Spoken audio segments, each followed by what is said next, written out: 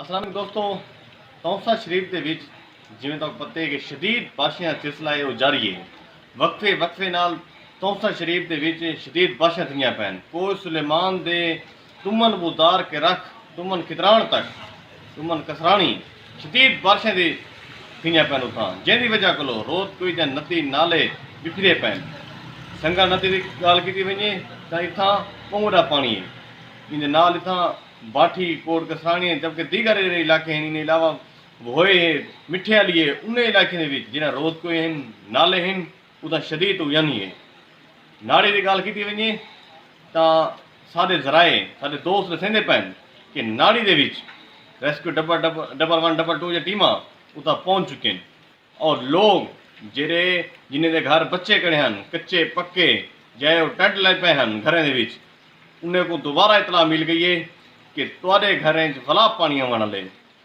Coat कसाने वाली नए एक दफा वला नाड़ी को बर्बाद करने से तुल चुकी है, लेकिन इंतजामिया को चाहिए था कि पहले को इंतजाम करें ना, क्योंकि बारिशां रुक गया हैं 3 बार पहले थोड़े बारिशां नदी नाले जितना पानी कहना हा नहीं पानी कहना इतना, लेकिन इंतजामिया की नाअहली है कि दोबारा शदीद बारिश के बीच आज नाड़ी के लोग रोडे दोते हैं अपनी जिंदगी गुजरे दे पैन, अपने रिश्तेदारें ने अपने प्यारे घर वजन वास्ते दोबारा वो तैयार थे करें। इवें लितले की गाल की लितला रोज कोई पानी है उतों के लोग परेशान हैं।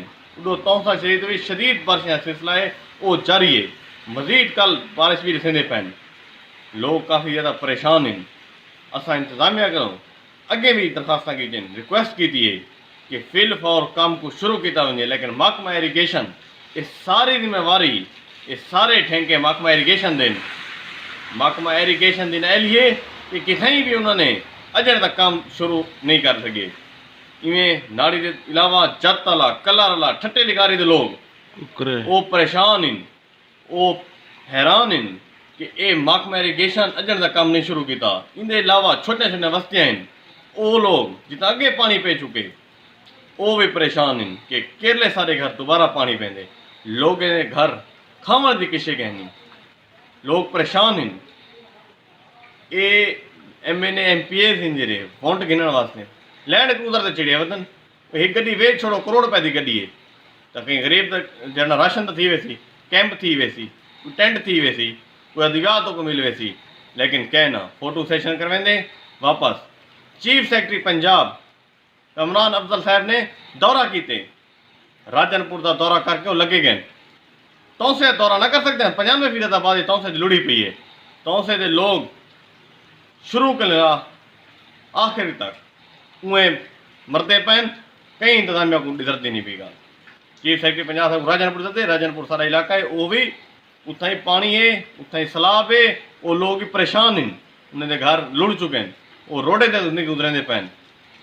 लेकिन कहना गवर्नमेंट डिग्री कॉलेज के विच इन्होंने खावन पीवन का इंतजाम किए वो गुरु सारे बारे बंद कर दिते ने। लोग कितों खा सन 6000 खेमा वंडे ने अजन तक अपनी रिपोर्ट के मुताबिक इन्हें 1.5 लाख घर ढह चुके।